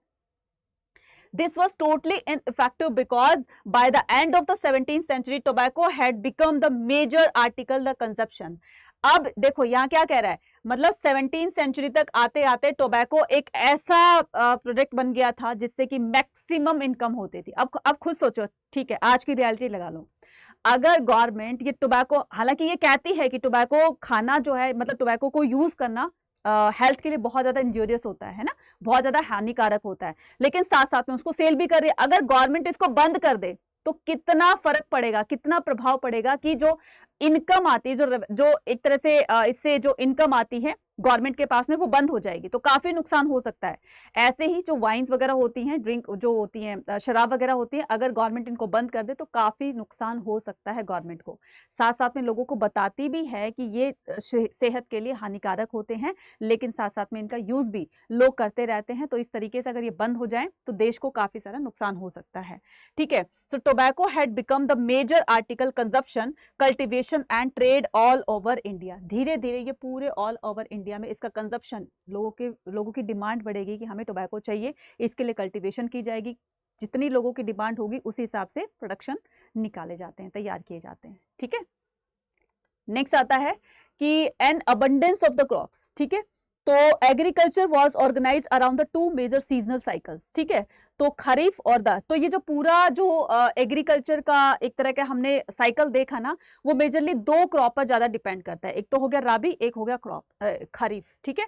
तो रबी जो है पहले होते हैं खरीफ। खरीफ कौन सी फसल होती है? जो ऑटम सीजन, यानी कि ऑटम सीजन क्या होता है, जो आपका पतझड़ वाला होता है वो वाला सीजन होता है ऑटम सीजन, उसमें खरीफ क्रॉप्स जो है वो ग्रो की जाती है। एंड द रबी क्रॉप जिसको स्प्रिंग सीजन भी बोलते हैं, तो उसमें ग्रो की जाती है। This would mean that the most of the region expect those terrain that were the most arid और the inhospitable produce the, तो ये वहां पर expect those terrain those who are, तो जहां पर जो एरिड जोन होता है, जहां पर सूखा ड्राई एरिया होता है, तो वहां पर इस तरह की कल्टीवेशन नहीं की जाती। प्लेन एरिया में ये कल्टीवेशन की जाती है, खास करके ऑटम सीजन में, जो कि जिसको खरीफ क्रॉप बोला जाता है, और स्प्रिंग सीजन जिसको कि रबी क्रॉप बोला जाता है। Most of the most arid और the inhospitable produce a minimum 2 crops a year, क्योंकि देखो प्लेन एरिया में प्रोडक्शन बहुत अच्छी निकलती है। सॉइल की फर्टिलिटी इतनी अच्छी थी कि एक साल में 2 फसल तैयार की जाती थी, एक साल में 2 फसल उगाई जाती थी, और 2 फसलों की वजह से रेवेन्यू बहुत अच्छा आता था। इन 2 फसलों का नाम आपको बताना, और बहुत बार पूछा गया, इनको कहते हैं 2 crops in a year, that is 2 फासला। तो उर्दू भाषा में इसको क्या बोलते हैं? 2 फासला बोलते हैं, ठीक है। वेयर द समवेयर रेनफॉल और the irrigation assured the continuous supply the water even gave the 3 crops, और जहां पर बारिश बहुत अच्छी होती थी, देखो एक तो होता था सेमी एरिड जोन होता था, बहुत ही जो ड्राई भी नहीं होता था, बहुत ज्यादा मॉइस्चर वाला भी नहीं होता था, तो वहां पर तो एक साल में सॉइल की फर्टिलिटी ठीक है, ठीक ठाक थी, अच्छी थी, तो उसमें एक साल में 2 क्रॉप उगाई जाती थी। जितनी क्रॉपिंग की जाएगी उतना ही गवर्नमेंट के पास में रेवेन्यू टैक्स आएगा, ठीक है। इससे गवर्नमेंट की क्या होती थी? इनकम होती थी। कहीं कहीं पर बारिश ज्यादा जहां जिस एरिया में होती थी, वहां पर एक साल में 3 क्रॉपिंग की जाती थी, 3 फसलें उगाई जाती थी। द टर्म जीन्स ए कामिल, ये बहुत इंपॉर्टेंट वर्ड है, ठीक है, ये बहुत इंपॉर्टेंट वर्ड है। जीन्स ए कामिल का लिटिल मीनिंग होता है परफेक्ट क्रॉप। क्या होता है? परफेक्ट क्रॉप होता है, ठीक है। Mughal state also encourage, Mughal state हमेशा अपने फार्मर्स को, ठीक है, ये 2 फसलें उगाने पर ज्यादा जोर दिया करती थी कि तुम अपने खेतों में ये 2 फसल तुम ज्यादा से ज्यादा उगाने की कोशिश करो। लोगों को एनकरेज किया करती थी, अगर तुम इस तरह से 2 फसलें, ये 2 फसलें कौन सी? शुगर केन और कॉटन, ठीक है। कौन कौन सी? शुगर केन और कॉटन। तो ये क्या थी? ये परफेक्ट क्रॉप थी, इन्हीं पर ही ज्यादा जोर दिया जाता था, क्योंकि इनकी डिमांड दूर दूर तक थी। अलग दूसरे देशों में भी थी, इंडिया में तो थी ही, दूसरे देशों में भी थी, इसलिए दूसरे देशों से जो डिमांड आती थी इंडिया उनको पूरा करता था। इस तरह से स्टेट के पास में इनकम होती थी। Crop such as the cotton and sugar cane were जीन्स ए कामिल पर एक्सीलेंस। नेक्स्ट आता है न्यू वर्ल्ड क्रॉप, ठीक है। यहां से क्वेश्चंस बहुत आते हैं, ध्यान से देखना। ड्यूरिंग द, तो देखो ये आपके क्या है? ये वर्ल्ड मैप है आपका, ठीक है। वर्ल्ड मैप में हम देखते जाएंगे कि क्या क्या चीजें पूछी गई हैं इसमें। During the 17th century several new crops from the different part of the world reach in the Indian subcontinent. तो दुनिया के अलग अलग भागों से इंडिया के अंदर नई नई क्रॉप्स जो है वो इंट्रोड्यूस की जाती है, न्यू क्रॉप्स इंट्रोड्यूस की जाती हैं, ठीक है। सो मेज जिसको बोलते हैं मक्का, ठीक है, मेज से एम से मेज हो गया, एम से मक्का हो गया, इस चीज का ध्यान रखना। For example was introduce into the India via Africa. अब ये जो मक्का है ना, ये अफ्रीका से इंडिया आता है, अफ्रीका से इंडिया आता है। अफ्रीका से इंडिया देखो कितना पास में है ना, अफ्रीका से इंडिया पास में है ना, तो अफ्रीका से इंडिया क्या आता है? मेज आता है, ठीक है। तो यहां पर मैं लिख देती हूँ मेज, क्लियर, यहां पर लिख देती हूँ मेज। उसके बाद India via Africa and Spain, दोनों से ही, स्पेन से भी और अफ्रीका से भी। स्पेन कहां पर है? यूरोप में। तो यूरोप से और अफ्रीका से दोनों में ही क्या आता है? हमारे इंडिया में मक्का को इंट्रोड्यूस किया जाता है, मेज को इंट्रोड्यूस किया जाता है, ठीक है। कहां कहां से? अफ्रीका से और स्पेन से, क्लियर, ठीक है, क्लियर हो गया ना? हाँ, तो इसके बाद 17th century and it was by the 17th century, और कब? 17th सेंचुरी में। ध्यान रखना, एक एक सेंटेंस इससे बहुत इंपॉर्टेंट है, कब की, कहां से आई, कौन सी आई, तो ये सारी चीजें इसमें दी हुई हैं, ठीक है। सो मेज कहां से आया? अफ्रीका और स्पेन से इंडिया में आया। कौन सी सेंचुरी में आया? 17th सेंचुरी में। It was being listed as one of the major crops of western India. और ये वेस्टर्न इंडिया की, वेस्टर्न इंडिया कहां पर है? ये आपका यहां पर है, ठीक है। ये जो आपका वेस्टर्न इंडिया है ये इधर की साइड है, ठीक है। वेस्टर्न इंडिया की ये जो मेज है, ये एक प्रमुख मेजर क्रॉप जो है उसमें काउंट की जाती है, मेजर क्रॉप्स बन गई। वेजिटेबल लाइक द टोमेटो, अब ये टोमेटो पोटैटो ये कहां से आए? पहले इंडिया के लोग थोड़ी ना जानते थे, जो हमारे एंसेस्टर थे उनको पता भी नहीं था कि पोटैटो क्या होता है। और आज तो ये नौबत आ गई कि बिना पोटैटो के कोई सब्जी ही अच्छी नहीं लगती है। बहुत ही रेयर सब्जी, थोड़ी बहुत ही ऐसी सब्जी होती है जो बिना आलू के बनते हैं, बिना पोटैटो के बनती है, ठीक है। और vegetable like the tomato potato and the chilies were introduce came from the, तो ये tomato potato and the chilies, हरी मिर्च, ठीक है, मिर्च होगी, हरी होगी, लाल होगी, जो भी होगी, तो चिली, पोटैटो और टमाटो कहाँ से इंट्रोड्यूस होते हैं? The new world. New world कौन सा होता है बच्चे? न्यू वर्ल्ड होता है अमेरिका, जो नए नए, जो अमेरिका को बोला जाता था न्यू वर्ल्ड, ये वहां से इंट्रोड्यूस होती है इंडिया के अंदर। As were fruit like the pineapple, और पाइनएप्पल एंड द पपाया, ये भी न्यू वर्ल्ड से ही कहां पर आते हैं? इंडिया में इंट्रोड्यूस किए जाते हैं। ठीक है, तो ये यहाँ से, ये आपका यूनाइटेड स्टेट ऑफ अमेरिका हो गया। ठीक है, तो ये यहाँ से हमारे इंडिया में ये नई नई क्रॉपों का इंट्रोडक्शन होता है। ठीक है, नेक्स्ट आता है कि the village community. Village community में क्या बताया गया है कि apart from the individual ownership, land belong to collective village community as far as many aspect of their social existence were concern. जहां तक उनके सामाजिक अस्तित्व के कई पहलुओं का संबंध है, व्यक्तिगत स्वामित्व यानी कि खुद की लैंड जो होती है के अलावा भूमि एक सामूहिक ग्राम समुदाय की थी, जिसके 3 घटक होते थे। कौन कौन से? एक तो ये थे, मतलब जो पूरी गांव की कम्युनिटी होती है ना, विलेज कम्युनिटी होती है, उसमें 3 मेन चीजें होती है, मतलब 3 प्रमुख इसके घटक बताए गए हैं, 3 एस्पेक्ट बताए गए हैं। कौन कौन से? एक तो हो गया कल्टीवेटर्स, गांव में ज्यादा कल्टीवेटर्स रहते हैं, एक पंचायत होती है, और क्या होता है? पंचायत का मुखिया होता है, जिसको मुकदम या मंडल भी कहते हैं, सरपंच भी कहते हैं। तो ये ये विलेज हेड होता है। ठीक है, तो क्या बताया गया है कि these were the 3 constituent of this, तो 3 major aspect of their social existence were concern. तो इसी से ही क्या होता है? एक गांव की भूमिका तैयार होती है, एक गांव इन्हीं के ऊपर ही डिपेंड करता है। फार्मर्स होते हैं, ठीक है, कम्युनिटी होती है। अब फार्मर्स खेती बाड़ी करेंगे, लड़ाई झगड़ा होगा, मतलब लैंड को लेकर के, क्रॉप को लेकर के जो भी डिस्प्यूट्स होते हैं, तो उसके लिए जजमेंट भी चाहिए होता है, जस्टिस भी चाहिए होता है। तो पंचायत क्या करती है? उनके झगड़ों का निपटारा करती है, और डिसीजन देने वाले कौन होते हैं? एक हेड होते हैं, जिसको सरपंच, मुकदम या मंडल कहा जाता है। ठीक है, नेक्स्ट आता है caste and the rural milieu, right. तो deep inequality, the basis of the caste and the other caste like distinction meet that the cultivators were the highly heterogeneous group. Cultivators were highly heterogeneous group, मतलब cultivators के बिना तो कहते हैं ना कि agriculture कौन करेगा? अगर मान लो कल्टिवेटर्स ने किसी काम को करने से मना कर दिया कि हम तुम्हारे खेतों में काम नहीं कर रहे हैं, या उनकी अपनी जो लैंड होती थी सिर्फ उसी पे काम करेंगे, तो इस तरह से ना तो कंट्री की डेवलपमेंट होगी, ना ही जमींदार को फायदा होगा। इस तरीके से वो कंट्री, स्टेट जो है वो लॉस में आ जाएगा। So deep inequality on the basis of the caste and the other caste like the distinction meet that. अब देखो, कास्ट पर भी बहुत ज्यादा इसके ऊपर एक डिस्क्रिमिनेशन किया जाता था। जिनके पास जमीन थोड़ी होती थी या जिनके पास नहीं भी होती थी, जो छोटी कास्ट के होते थे, बड़ी कास्ट के होते थे, जमींदार जो था माना जाता है ये एक बहुत ऊंची कास्ट से थे। ठीक है, इनके पास पैसों की वैसे ही कमी नहीं थी, ऊपर से ये ऊंची कास्ट के होते थे, तो इनका दबदबा जो है वो पूरे गांव में एक अलग ही इनका रौब होता था।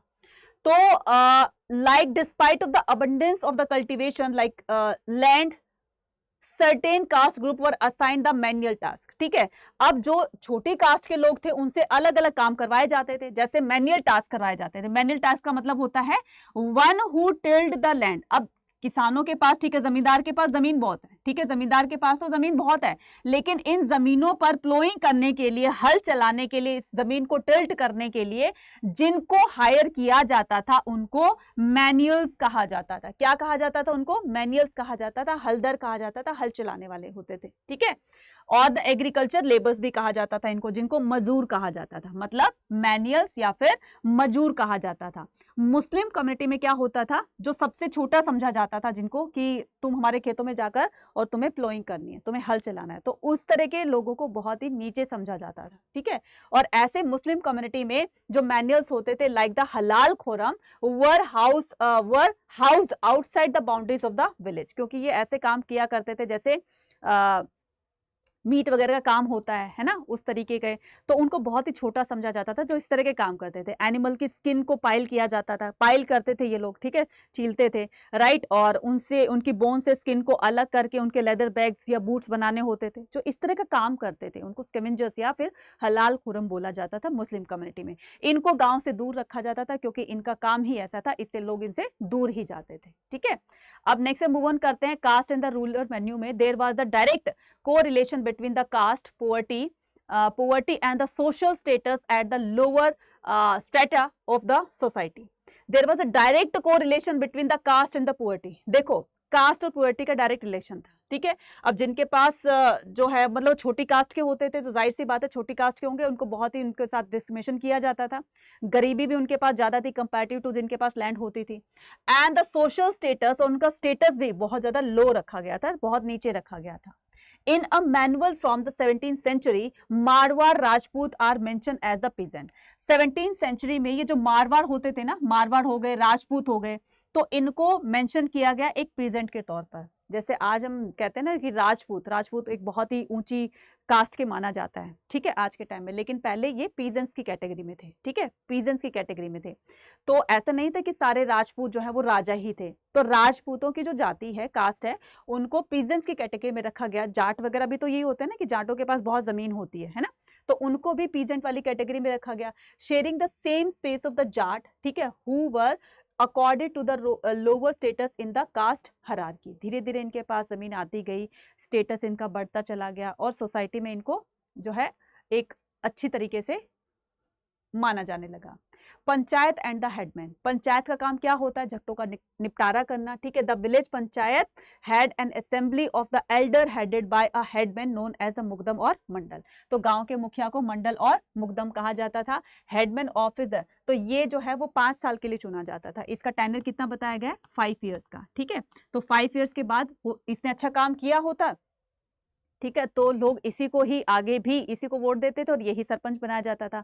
अगर इसने अपना काम ठीक से नहीं किया तो लोग अगर इसको बना सकते हैं तो इसको हटा भी सकते हैं। तो लोगों के पास इतनी पावर होती है, डेमोक्रेसी यही तो होती है ना, ठीक है।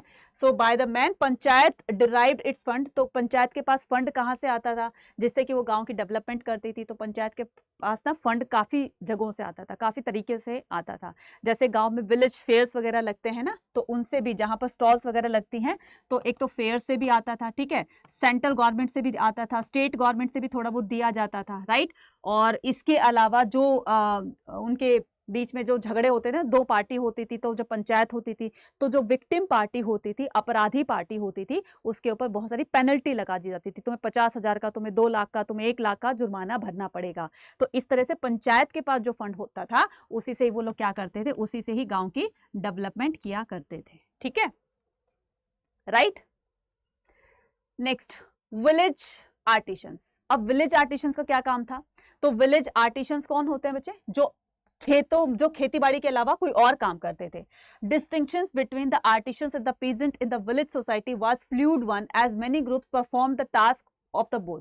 तो वो कल्टीवेशन के साथ साथ में घर में फ्री बैठे कोई और भी काम करते थे। जैसे सुबह गए, फिर एक बार शाम को अपने खेतों में चले गए। जो बीच का टाइम होता था उसमें किसी और भी तरह का काम किया करते थे, जैसे मटके बनाने का, जैसे मूर्तियां बनाने का। घरों में जो औरतें फ्री होती थी दोपहर के टाइम में, वो इस तरह से बैग्स को या मैट को बनाने का काम किया करती थी, मूर्तियां बनाने का, XYZ, कुछ भी XYZ, ठीक है। टेलरिंग का भी घरों में काम किया करती है। तो distinct between the artisan and the peasant in the village society, ठीक है। Cultivators and their family would also participate in the craft production. जो कल्टिवेटर्स होते थे और उनकी फैमिली होती थी, वो दूसरे अदर क्राफ्ट वर्क भी किया करती थी, सच एज द डाइनिंग, ठीक है, डाइंग, ठीक है। तो जैसे कपड़ों को रंगना, ठीक है, टेक्सटाइल मतलब कपड़े पर प्रिंट वगैरह करना, कढ़ाई बुनाई का काम करना, ठीक है, बैंकिंग और फायरिंग ऑन द पोट्री, ठीक है। तो क्या होता, बेकिंग होता था, ठीक है। मटके बनाना, मटके बना करके फिर उसको आग में पकाना, ये काम भी बहुत होते हैं गाँव की साइड में, ठीक है। और अच्छा, मुझे ये बताना कि आपके गांव में आपने जो पॉटर वाला व्हील होता है ना, पॉटर व्हील होता है, वो किस किस ने देखा है? या फिर आपके आसपास में कोई ऐसा पॉटर बनाने वाला होता है, मतलब जो मिट्टी के बर्तन बनाता है, उसका जो व्हील होता है, चक्कर, जो उसके पास जो पहिया होता है जिसमें मटका बनाते हैं, ठीक है, मिट्टी के बर्तन बनाते हैं, क्या आपने वो देखा है? कहीं देखा है तो कमेंट सेक्शन में लिखकर बताना कहाँ देखा है, ठीक है। ओके, सो विलेज आर्टिशन, पॉटर्स, ब्लैकस्मिथ, तो ये सारे के सारे भी काम किया करते थे। After that goldsmith provided the specialised service in return for which they compensated by the village by the variety. अब क्या होता था? बार्टर सिस्टम चलता था, लोगों के पास पैसा तो था नहीं। अब उनको जो चीज चाहिए थी, फॉर एग्जाम्पल की मान लीजिए किसी दुकानदार के पास गए, दुकानदार के बोला कि मेरे को 1 किलो पोटैटो देना है, ठीक है। अब मेरे पास अनाज है तो मैं क्या करूंगी, 1 किलो पोटैटो की जगह मैं उनको अनाज दूंगी, जितना भी उसने फिक्स किया है, ठीक है। तो इस तरीके से बार्टर सिस्टम चलता था और ऐसे ही गांव की सोसाइटी में एक दूसरे की हेल्प करते हुए, और इसी तरह से गांव की सोसाइटी चलती थी। In Maharashtra such land become the artisans मिराज और द वतन देयर हेरिडिटी होल्डिंग। तो अब देखो क्या होता था कि राजा के पास पैसा बहुत होता था या जमींदार के पास या कुछ ऐसा, तो जो अच्छे काम किया करता था राजा उनको लैंड ग्रांट कर दिया करते थे, स्टेट गवर्नमेंट उनको लैंड ग्रांट कर दिया करती थी। इस तरह की लैंड को महाराष्ट्र में मिराज या फिर वतन कहा जाता है, ठीक है, और जो कि उनकी हेरिडिटी होती थी कि किसी एक मतलब पर्सन को दिया है, फिर उनके बच्चे भी उस लैंड को यूज कर सकेंगे। महाराष्ट्र में बात कही गई है, ठीक है। नेक्स्ट होता है हमारा a little republic. Little republic में क्या करेंगे, British officer in the 19th century saw the village as a little republic made up of the fraternal partner sharing the resources and labour in a cultivate. तो जो partnership में होता है ना कि मान लो मेरे पास खेत है, ठीक है, तो आधा आधा कर लेते हैं, 50-50 कर लेते हैं, दोनों साथ मिलकर काम करेंगे और इस तरह से जो भी प्रोडक्शन होगा उसको 50-50 के रेशो में हम डिस्ट्रीब्यूट कर लेंगे, डिवाइड कर लेंगे। Group of the powerful individual decided the affair village the exploited. अब क्या होता था, जो गांव के जो मुखिया होते थे, बड़े बड़े लैंडलॉर्ड्स होते थे, वो जब अपने खेतों में मजदूरों से काम किया करते थे, उनको बहुत ज़्यादा एक्सप्लॉयट किया करते थे। दिन भर काम करवाना होता था, लेकिन जब पैसे देने की बारी आती थी या अनाज देने की बारी होती थी तो उनको बहुत ही कम दिया जाता था, ठीक है। फिर गांव वालों ने क्या डिसाइड किया कि यार इससे बेटर है कि हम अपने इतना खून पसीना एक करके इनकी प्रोडक्शन में इतना इंपॉर्टेंट रोल प्ले करते हैं, इनकी इतनी अच्छी फसल हम उपज पैदा करके देते हैं, तो जाहिर सी बात है कि अगर यही काम हम अपने खेतों में करते तो हमारी तो है, हमारे पास पैसा ही पैसा होता। लेकिन इतना मेहनत करने का कोई फायदा नहीं है ना कि हमने इतनी मेहनत करी, उसका पैसा कम दे रहे हैं, तो नहीं करते हैं, मना कर दिया उनको कि हम नहीं करेंगे, चाहे तुम्हारी लैंड खाली रहे लेकिन हम तुम्हारे साथ ऐसा काम नहीं करेंगे। तो धीरे धीरे लोग ना इस चीज़ों से हटते चले गए, ठीक है, हट करके वो दूसरे कामों में बिजी हो गए। अब लैंड तो खाली पड़ने लगी, ठीक है, लेबर ही उस पर काम करने के लिए राजी नहीं है, तो वो लैंड पर काम कौन करेगा, जमींदार तो करेगा नहीं, ठीक है। तो इस तरीके से क्या होते थे, लोग धीरे धीरे उसको असाइड करते थे, करने लगे।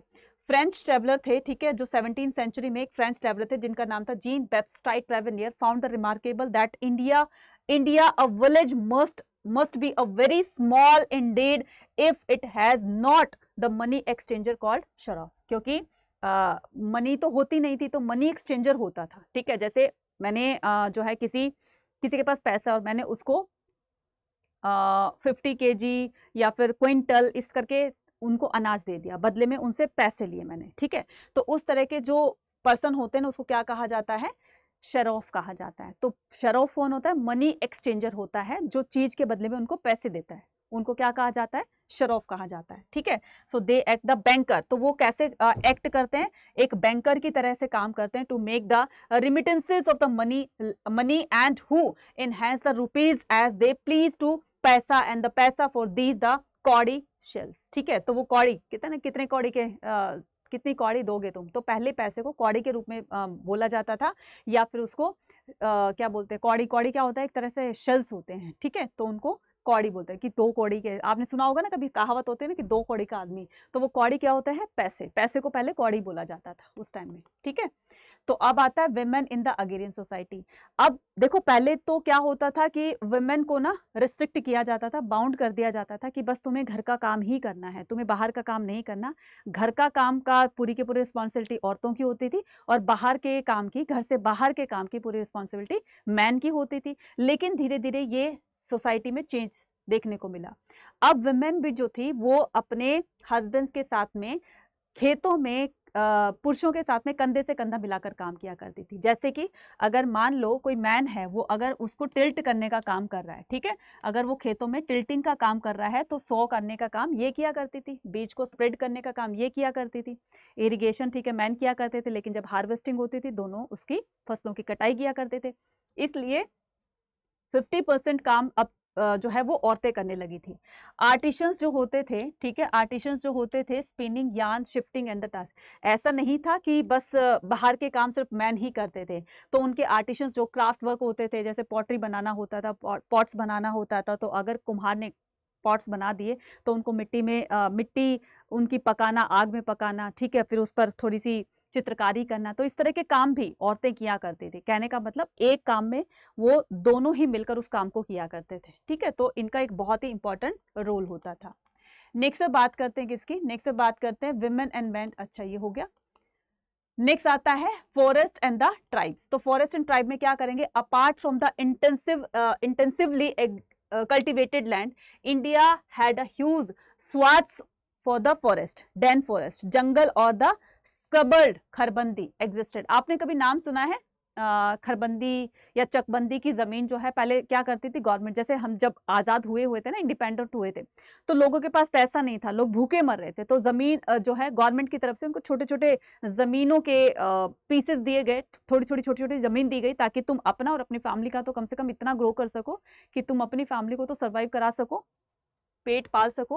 सो क्या होता था कि डेंस फॉरेस्ट, जो कि कुछ लोग जंगलों में भी रहते थे, ठीक है, डेंस फॉरेस्ट जिनको फॉरेस्ट को जंगल कहा जाता था, और संबल द खरबंदी, तो फॉरेस्ट जो लैंड होती थी ना उसको क्लियर करके गवर्नमेंट ने बोल दिया कि तुम ठीक है यहाँ पर खेती बाड़ी कर सकते हो। तो फॉरेस्ट्री एरिया था तो पहले उसको क्लीन किया गया, ठीक है, क्लीन करने के बाद में उसको कल्टीवेशन के लायक बनाने, उस तरह की जमीन को क्या कहा जाता है, खरबंदी, जो कि गवर्नमेंट की तरफ से दी होती थी। Exist all over the eastern India, क्योंकि वहां पर जंगल ज्यादा है ना, फॉरेस्ट ज्यादा है ईस्टर्न पार्ट में, ठीक है। So central Asia, eastern India, central India and the northern India including the Terai and the Indo Nepal border, ठीक है, झारखंड हो गया, पेनिनसुलर इंडिया हो गया, down the western Ghat and the Deccan plateau, इन जगहों पर लोगों को इस तरह की जमीन दी गई जहां पर छोटी छोटी जमीनों पर वो खेती बाड़ी करने लगे। फॉरेस्ट ड्वेलर वर टर्म्ड, फॉरेस्ट ड्वेलर्स यानी कि जो फॉरेस्ट में रहते थे उनको नाम दिया जाता था जंगली, ठीक है, या तो जंगली है, जंगली नॉर्मली बोल देते हैं ना कि जंगली, जंगली का मतलब ये नहीं है कि वो फॉरेस्ट में रहते इसलिए उनको जंगली कहा जाता है, एक्चुअल में जंगली वर्ड जो है उनको बोला जाता है जिनको किसी तरह की सेंस नहीं होती है ना। तो गैदरिंग द फॉरेस्ट प्रोड्यूस, अब ये क्या करते थे, जो जंगल में रहते थे ये क्या करते थे, कुछ फॉरेस्ट एक्टिविटीज किया करते थे, ठीक है, फॉर एग्जाम्पल कि फ्रूट कलेक्ट करना होता था, वुड कलेक्ट करना होता था, ठीक है, टिम्बर्स कलेक्ट करने होते थे, सो हंटिंग और गैदरिंग भी होती थी। These activities were largely season specific, ठीक है, तो ये स्पेसिफिकली जब सीजन आता था उसमें इन तरह की चीजों, जैसे कोई सीजन आया है उसमें उस तरह के फ्रूट लगे हैं तो फ्रूट को कलेक्ट करके फिर वो मार्केट में उसको सेल किया करती थी, ठीक है, और भी बहुत तरह की वैल्यूएबल टिम्बर्स होते थे, कीमती लकड़ियां होती थी, तो ये जो फॉरेस्ट ड्वेलर्स होते थे तो ये इस तरह की एक्टिविटीज किया करते थे। रेगुलर हंटिंग एक्सपीडिशन, तो लगातार ये जो हंटिंग होती थी, तो एक टाइम ऐसा आया जब जंगल के पूरे सारे के सारे वो खत्म हो जाते थे, जानवर खत्म हो जाते थे, फिर धीरे धीरे गवर्नमेंट ने क्या डिसाइड किया, इस पर बैन लगाना चाहिए, क्योंकि वो चीजें वैनिश हो रही थी, एक्सटिंक्ट हो रही थी, ठीक है, एनिमल्स गायब हो रहे थे, धरती पर से गायब हो रहे थे, उनकी पूरी की पूरी प्रजाति ही गायब हो गई थी, ठीक है। तो अब गवर्नमेंट ने क्या किया, इन पर बैन लगा दिया। देखो पहले राजाओं को भी शौक होता था ना कि शिकार पर जा रहे हैं, और राजा ने एक शेर का शिकार कर लिया तो बहुत बहुत उनको पावरफुल माना जाता था, या किसी भी एक्सवाइड पर्सन ने अगर टाइगर को हंट कर लिया तो एक उसको बहुत बड़ी अचीवमेंट मानी जाती थी, है ना, लेकिन अब तो ये बैन कर दिया गया है, ठीक है। नेक्स्ट आता है हमारा कि द जमींदार, जमींदार को हम क्या करते हैं, ठीक है, तो जमींदार were the class of people in the country side that leave the agriculture, ठीक है, तो जमींदार गांव का सबसे बड़ा रिचेस्ट पर्सन होता था, सबसे बड़ा गांव का मुखिया होता था, ठीक है, जो एग्रीकल्चर से ही, मतलब एग्रीकल्चर का ये भी तो पार्ट था ना, क्योंकि इसकी लैंड होती थी, लैंड पर ही किसान काम करते थे और ये गांव में रहते थे, ठीक है। सो agriculture did not participate directly, अब ये तो खेतों में काम किया करते नहीं थे, इसके लिए वर्कर्स हायर किया करते थे। They were landed the property who also enjoy the certain social and economic privileges, इनको स्पेशल अथॉरिटी, स्पेशल पावर दी गई थी, ठीक है, छोटी मोटी आर्मी भी रख लेते थे, ठीक है, गांव का मुखिया होने की वजह से मेन डिसीजन जो होते थे, अल्टीमेट जो फाइनल डिसीजन होता था यही लेता था, गांव में इनका एक रुतबा होता था, ठीक है ना। So their superior status in the rural society, ठीक है। अब करते हैं land revenue system. Land revenue system को समझने के लिए रेवेन्यू रिकॉर्ड्स बहुत काम आते हैं। तो revenue from the land was economic mainstay of the Mughal empire, ठीक है। तो ये लैंड जो रेवेन्यू फ्रॉम द लैंड वाल, तो जिसके पास जितनी लैंड होती थी उसी हिसाब से उनसे टैक्स लिया जाता था। तो ये जो टैक्स लिया जाता था इसी से क्या होती थी, इनकी इकोनॉमी होती, मतलब इंक्रीज होती थी, इन्हीं से ही इनके पास इनकम आती थी। सो दीज अपार्टर्स इंक्लूडिंग द ऑफिस ड्राफ्टर, तो इस तरह का जो रेवेन्यू रिकॉर्ड रखता था उसको इस ऑफिसर्स को क्या बोलते थे, जो ड्राफ्टर होता था, दफ्तर, ठीक है, इसको क्या बोला जाता था। तो रेवेन्यू रिकॉर्ड रखना एक प्लेस, एक ऑफिस बनाया गया था, इसको दफ्तर बोला जाता था। Of the diwan who was responsible for supervising the fiscal system. ठीक है, फिस्कल सिस्टम का मतलब होता है जो भी राज्य का रेवेन्यू आता है, ठीक है, जो भी उनके पास इनकम आती है, लैंड रेवेन्यू आता है, ठीक है, इस तरह के रिकॉर्ड को रखने के लिए दफ्तर बनाया जाता था और उस दफ्तर का एक हेड होता था, ठीक है, जिसको क्या बोला जाता था, दीवान बोला जाता था। तो ये किसको सुपरवाइज करता था कि कितना रेवेन्यू आया है, कितना गया है, तो ये फिस्कल सिस्टम से रिलेटेड था। Land revenue arrangement consisted the 2 stages. ठीक है, तो लैंड रेवेन्यू 2 तरीके से कलेक्ट किया जाता था। First assessment and then the actual collection. एक तो असेसमेंट कि भाई अब किसी किसान के पास इस टाइम में, ठीक है, पैसा नहीं है, तो वो क्या करता था कि मैं अगली बार आपको डबल दे दूंगा, इस साल का भी और पिछले साल का भी, ठीक है, इस तरह से। और एक होता था एक्चुअल कि भाई तुम पर कितना रेवेन्यू लगाया गया है, तो इस हिसाब से वो एक्चुअल जो उनका होता था वो भी ले लिया करते थे। ठीक है, तो 2 तरीके से इसको कलेक्ट किया करते थे। The Mughal empire consolidated power resources from the empire Ming. ठीक है, देखो Mughal empire consolidated power and the resources from the empire Ming. Ming पहले चाइना को ही बोला जाता था। Safavid and the Ottoman Turkey during the 16 and the 17th century. Mughal empire consolidated power, Mughal empire किस किस के साथ में, मतलब इनके जो ट्रेडिंग रिलेशन थे तो वो किस किस के साथ में थे, चाइना, ईरान, ठीक है, और ये टर्की हो गया। 16 और 17th सेंचुरी में इंडिया के इनके साथ भी ट्रेडिंग रिलेशन थे। वोयाजेस ऑफ डिस्कवरी, अब धीरे धीरे ना नई नई डिस्कवरीज होती हैं, जैसे वास्को द गामा ने इंडिया को डिस्कवर किया। तो क्या जब वास्को द गामा ने 1498 में इंडिया को जब डिस्कवर किया, तो क्या इससे पहले इंडिया नहीं था, लेकिन पता लगाया गया और तभी यहीं से फिर वो ट्रेडिंग स्टार्ट हो गई थी। तो वास्को द गामा जब इंडिया आया 1498 में, कौन आया था, वास्को द गामा। ठीक है, वास्को द गामा, ठीक है। तो इन्होंने जब ये कालीकट, केरला के कालीकट उस बंदरगाह पर उतरता है, तो ये देखता है कि यहाँ के स्पाइसेस बहुत अच्छे हैं, तो स्पाइसेस को फिर वो अपनी कंट्री में ले जाता है। तो 1 रुपए का एग्जाम्पल, यहाँ से अगर वो 1 रुपए का पैकेट लेकर गया है, तो अपने वहां पर उसको 60 रुपीज में उसको सेल करता था। तो इस तरह से उनको प्रॉफिट होता था। ये बात न सिर्फ पोर्तुगीज को पता चली, तो वो धीरे धीरे पोर्तुगीज का इंडिया में आना जाना लग गया। बाकी की कंपनीज को पता चला, पोर्तुगीज के बाद फिर डच के बाद फ्रेंच आती है, फिर ईस्ट इंडिया कंपनी आती है। तो धीरे धीरे अब लोगों को पता चलने लगा, बाहर के लोगों को, और इस तरीके से इंडिया में ट्रेडिंग करने लगे। और एक टाइम ऐसा आता है जब ब्रिटिश ईस्ट इंडिया कंपनी पूरे भारत पर रूल करने लगती है और धीरे धीरे भारत को खोखला कर देती है ना। तो दिस टेस्टिमोनी, ठीक है, of the Italian, the testimony of the testimony को होती है एक तरह की कहावतें, ठीक है, दंत कथाएं। एक इटालियन ने बोला जिसका नाम था जियोवानी, ठीक है, Giovanni Careri, who pass through the India. ये कब आता है, 1690 में। Provide a graphic account about the way silver travel across the, देखो इंडिया के पास सिल्वर कहाँ से आता जाता, इंडिया के पास ऐसे थोड़ी है कि चांदी की खानें थी, सिल्वर माइन से नहीं। इंडिया को सोने की चिड़िया क्यों कहा जाता था, क्योंकि इंडिया में रिच ऑफ सोर्सेज थे, मिनरल्स बहुत थे, इंडिया में नेचुरल रिसोर्सेज बहुत थे, जिसकी वजह से इंडिया रिचेस्ट कंट्री माना जाता था। इंडिया के पास माइंस नहीं थी, सिल्वर माइंस नहीं थी, बाहर की कंट्री के पास में सिल्वर माइंस बहुत थी, और इनकी ट्रेडिंग के लिए, ठीक है, दूर के देशों के साथ में, अलग अलग देशों के साथ में जब इंडिया का ट्रेड होता था, खास करके यूरोप से, ठीक है, तो यूरोप के लोगों के पास में सिल्वर बहुत होती थी, क्योंकि वहां पर सिल्वर माइंस पाई जाती थी। तो उनके पास जिस चीज की ज्यादा मात्रा होगी, वो इंडिया को देने लगे। उनके पास चांदी बहुत ज्यादा थी, सिल्वर बहुत ज्यादा थी, तो बदले में हमारे यहाँ से हमें क्या देते थे, चांदी देते थे, सिल्वर देते थे, और हमारे यहाँ से जो उनको चीज चाहिए थी 10। तो इस तरीके से इंडिया के पास क्या हो गई, सिल्वर्स काफी आ गई, ठीक है। और यही रीजन होगा जब मुगल के टाइम में सिल्वर कॉइन्स चलाए जाएंगे ज्यादा, यही रीजन होगा कि मुगल टाइम में सिल्वर कॉइन्स चले जाएंगे, और सिल्वर कॉइन्स जिसको जो है वो टका कहा जाता है, और यही टके जो है वो पूरे ऑल ओवर इंडिया में अप्लाई किए जाएंगे। मतलब मीडियम ऑफ एक्सचेंज जो है वो यही होगा, ठीक है। अब आता है Ain-i Akbari, Abu Fazl Allami. Ain i Akbari is a compilation of the imperial regulations and the gazetteer of the empire. ये एक बहुत ही हमारे लिए एक इतना इंपॉर्टेंट सोर्स माना गया, इससे हमें काफी सारी इंफॉर्मेशन मिलती है आईने अकबरी से।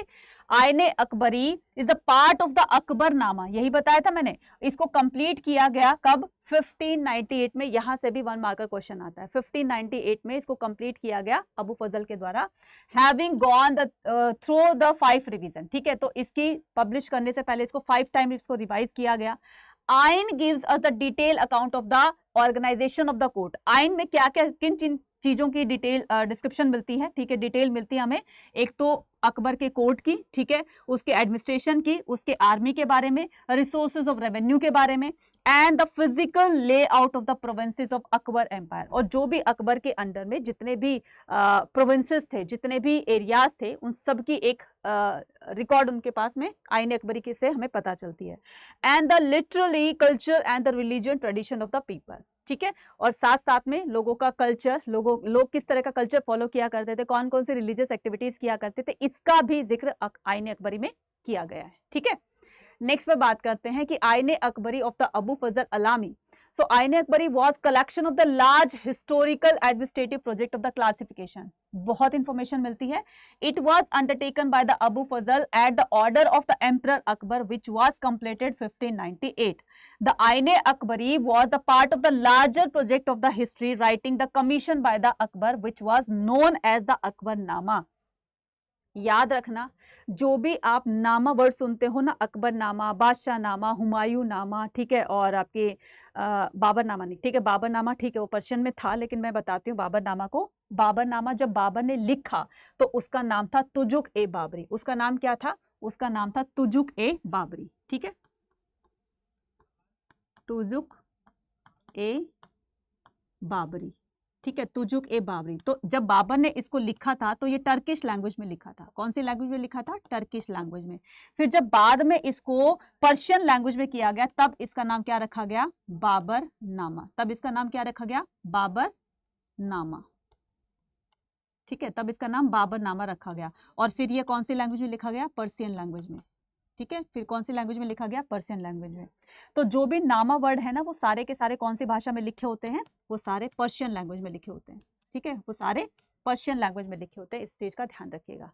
ठीक है, नेक्स्ट आता है Ain-i Akbari gave a detail account the organisation of the court. तो ये इन चीजों की हमें बहुत डिटेल में इंफॉर्मेशन देता है। Court, administration, sources, revenue. तो ये अच्छा, ये अभी बताया था। ठीक है, so it gave the description of the various department of the Akbar. तो ये अकबर के अलग अलग डिपार्टमेंट की हमें इंफॉर्मेशन देता है। Akbar's government, the detail description of the various provinces, सूबास। प्रोविंसेस को ही क्या कहा जाता था? सूबा कहा जाता था। और सूबा का एक हेड होता था, एरिया, उसको क्या कहा जाता था? प्रोविंसेस कहा जाता था। उसका एक हेड होता था जिसको क्या कहा जाता था? इसके हेड को सूबेदार। क्या कहा जाता था? सूबेदार। ठीक है, ये कौन होता था? हेड ऑफ द सूबा। सो 5 बुक्स ऑफ आईने अकबरी। तो कितनी बुक थी? ठीक है, आईने अकबरी की 5 ड्राफ्ट थी। ठीक है, आईने अकबरी की 5 ड्राफ्ट थी। आईने Akbari was made of the 5 books. ठीक है, इसकी कितनी ड्राफ्ट थी बच्चे? 5 ड्राफ्ट थी। याद रखना इस चीज को। अकबरनामा की 3 वॉल्यूम थी। ठीक है, अकबरनामा के 3 टाइप से, तीसरी का नाम था आईने अकबरी, और आईने अकबरी के 5 ड्राफ्ट थे। ठीक है, सो उसमें out of the first 3 book, ठीक है, अब ये पहली 3 बुक ये हैं, मंजिल आबादी, सिपा आबादी, मुल्क आबादी।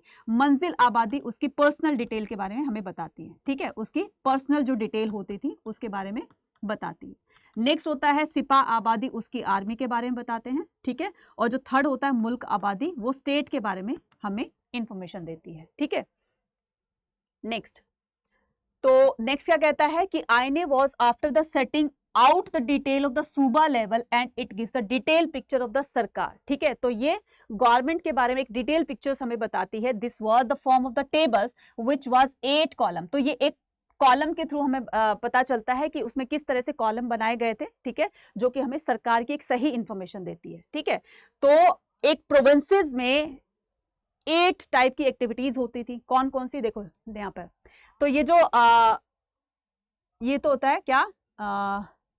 प्रेगनेट। ठीक है, तो ये क्या होता है? परगनेट होता है, परगनत होता है, राइट। तो परगनत किसको बोलते हैं? महल को। किसको बोलते हैं? गांव को, विलेज को बोल सकते हो, एरिया को बोल सकते हो। ठीक है, क्लियर। उसके बाद होता है किला। किला होता है फोर्ट। ठीक है, उसके बाद अराजी, अराजी एंड द जमीन। ठीक है, जमीन ए पैबूदा, तो जमीन ए पैमुदा क्या होता है? पैमुदा होता है मेजर एरिया, ठीक है, मेजर्ड एरिया होता है जो कि नपा तुला होता है, इतने एरिया का ये है, ठीक है।